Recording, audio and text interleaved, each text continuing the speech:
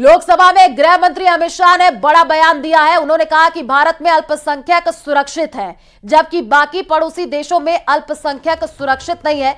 आपको बता दें कि लोकसभा में आप्रवासन और विदेशी विधेयक पर शाह जवाब दे रहे थे और इस दौरान उन्होंने कहा कि भारत का शरणार्थियों के प्रति एक इतिहास रहा है।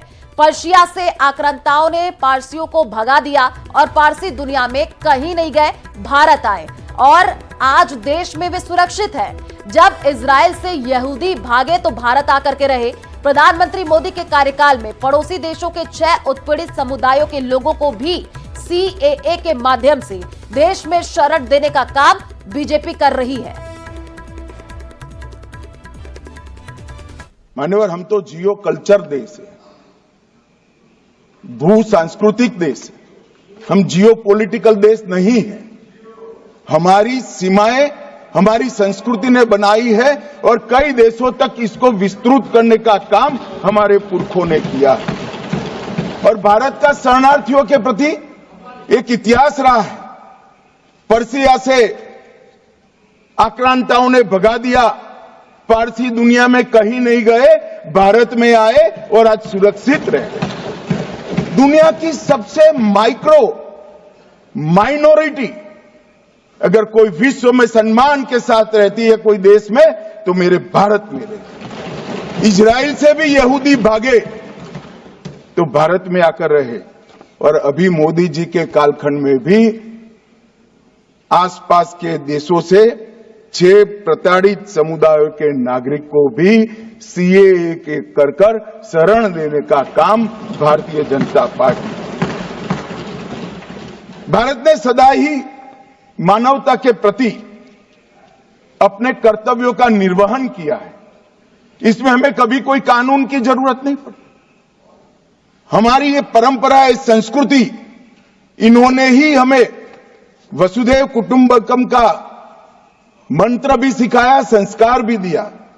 और मान्यवर, दुनिया भर में सभी देशों में भारत से बाहर गए हुए प्रवासी और भारत से आए हुए प्रवासी, इनके दुनिया को समृद्ध करने के जो कंट्रीब्यूशन करने का जो रिकॉर्ड है, शायद ही कोई देश का होगा। मान्यवर, हेन सांग आए, हर्षवर्धन के शासनकाल में आए, बौद्ध धर्म। छत्तीसगढ़ में क्या डेमोग्राफी बदलने की साजिश चल रही है? यह सवाल FCRA की रिपोर्ट से खड़ा हुआ है। इस रिपोर्ट के मुताबिक छत्तीसगढ़ में कई NGO ऐसे हैं जिन्हें विदेशी फंडिंग आ रही है और इस फंडिंग का इस्तेमाल धर्मांतरण के लिए हो रहा है। देखिए,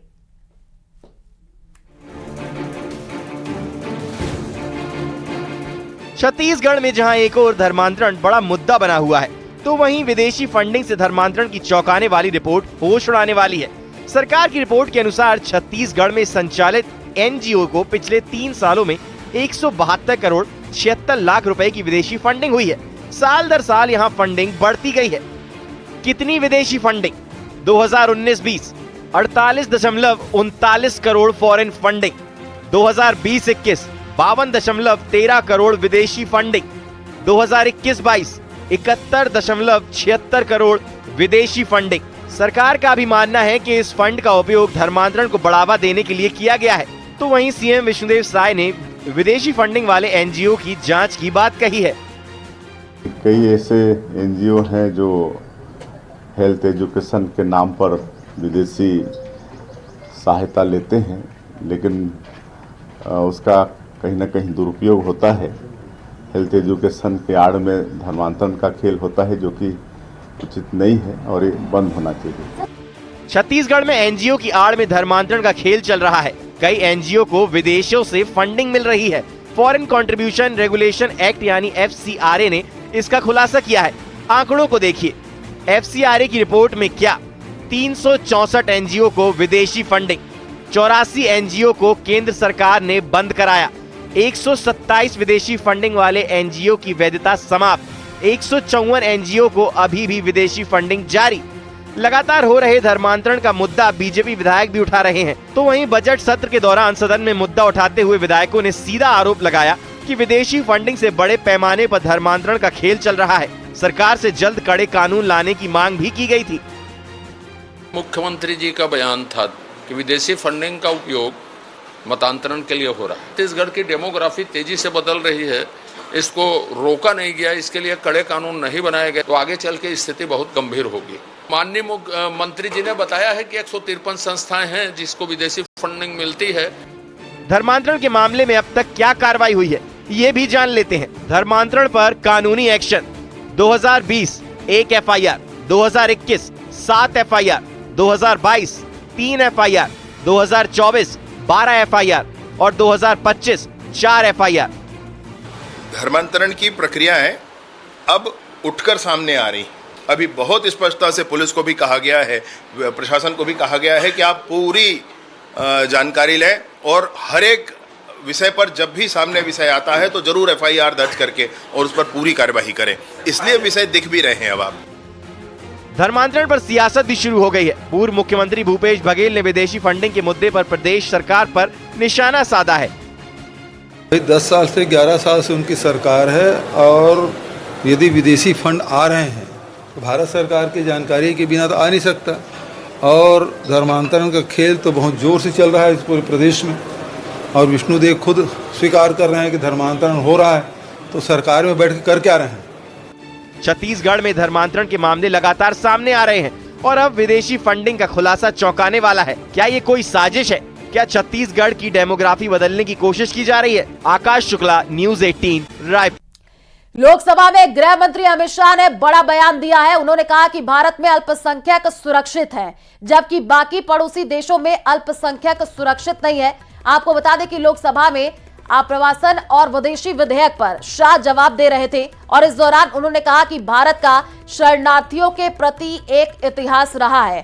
पर्शिया से आक्रांताओं ने पारसियों को भगा दिया और पारसी दुनिया में कहीं नहीं गए, भारत आए और आज देश में वे सुरक्षित हैं। जब इजराइल से यहूदी भागे तो भारत आकर के रहे।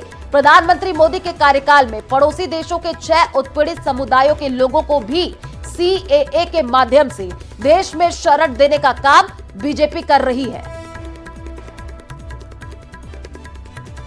मान्यवर, हम तो जियो कल्चर देश है, भू सांस्कृतिक देश है, हम जियो पॉलिटिकल देश नहीं है। हमारी सीमाएं हमारी संस्कृति ने बनाई है और कई देशों तक इसको विस्तृत करने का काम हमारे पुरखों ने किया है।